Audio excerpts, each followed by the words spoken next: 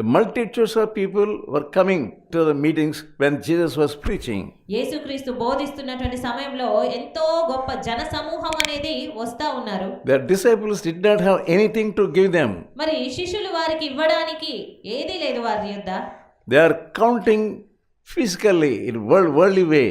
వారు అన్ని ఆ లెక్కలన్నీ కూడా ఒక భౌతికంగా ఆ లోక జ్ఞానంతో చేస్తా ఉన్నారు. Only 5 loaves are there, only 2 fishes. కేవలం 5 రొట్టెలే 2 చేపలే ఉన్నాయి. How can we feed them? మరి ఇలాంటప్పుడు ఇంతమందిని మేము ఏ రీతిగా పోషించాలి? Even if you go out and buy food, మేము వెళ్ళి వారి కొరకు ఆహారం కొనాలన్నా కూడా how much food we can buy? ఎంతగాని మనం ఎంత వరకు మనం కొనగలుగుతాము? They are followers of Jesus only. వారు యేసుక్రీస్తును వెంబడిస్తున్న వారే. There is no power in their thinking. కానీ వారి ఆలోచన విధానంలో ఎలాంటి శక్తి లేనివారు. That's how Jesus was disciplining them and teaching them faith.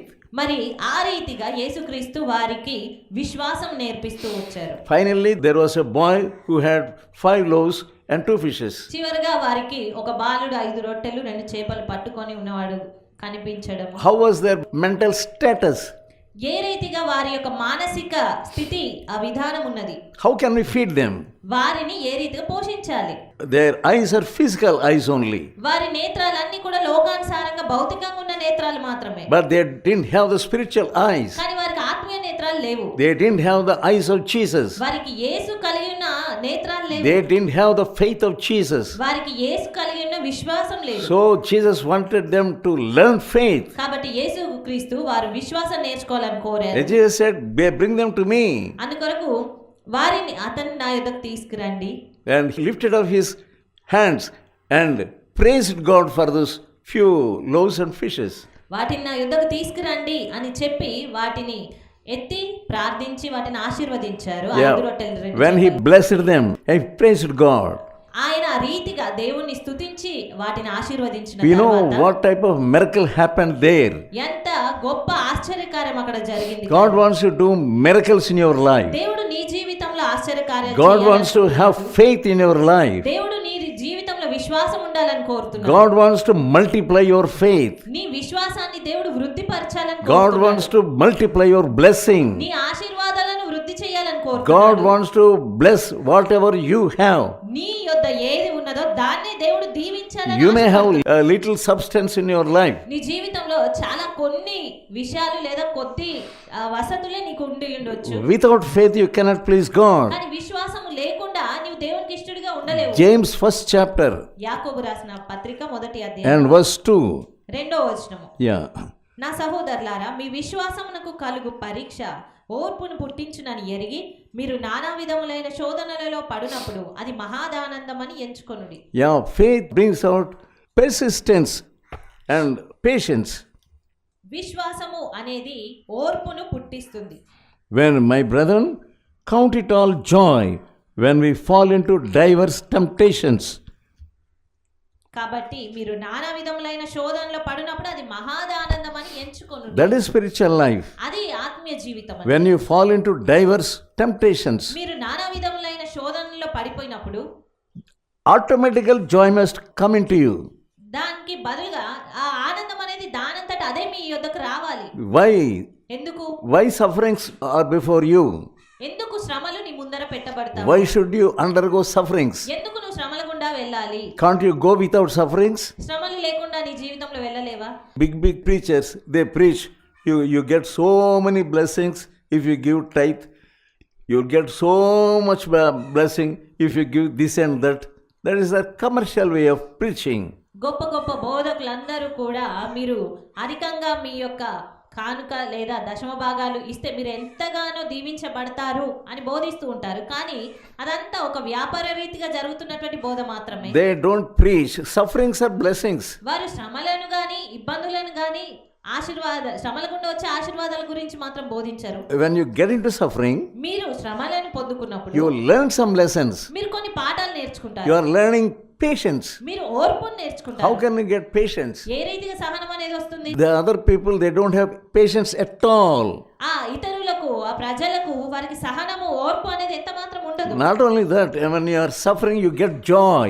అంత మాత్రమే కాదు, మనం శ్రమల గుండా వెళ్తున్నప్పుడు సంతోషం అనేది కలిగి Your ఉంటాం. life itself is a miraculous life. నీ జీవితమే In order to give you joy, God getting you into sufferings. నీకు సంతోషం ఇవ్వడం కొరకే దేవుడు నిన్ను శ్రమల గుండా You నడిపిస్తున్నాడు. are not able to understand. కానీ నువ్వు దాన్ని అర్థం You చేసుకోలేకపోతున్నావు. must have the knowledge of God. దేవుని యొక్క జ్ఞానం నీకు కావాలి.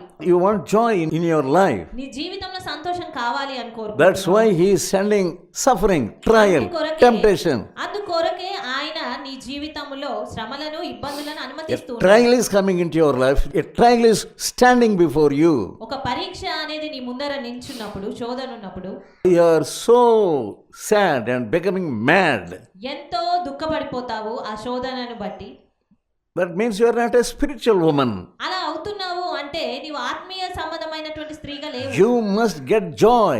నీవు ఆ శ్రమను చూసినప్పుడు సంతోషం God పొందుకోవాలి. wants to give you joy. దేవుడు నీకు సంతోషం ఇవ్వాలనుకుంటున్నాడు. That's why first He is sending sufferings in your life. అందు నిమిత్తమే ఆయన మొట్టమొదటిగా నీ జీవితంలో You are శ్రమను missing. అనుమతిస్తున్నాడు. You are not understanding God properly. నీవు దేవుని సరైన రీతిగా అర్థం చేసుకోలేకపోతున్నావు. You say, what is this? God is sending so much of suffering in my life. నీవు మాత్రం ఆ శ్రమను చూడగానే ఇదేంటి దేవుడు నా జీవితంలో ఇంత శ్రమను ఇబ్బందిని అనుమతిస్తున్నాడు. You are misunderstanding God. దేవుణ్ణి అపార్థం చేసుకుంటున్నాడు. Many people, they go away.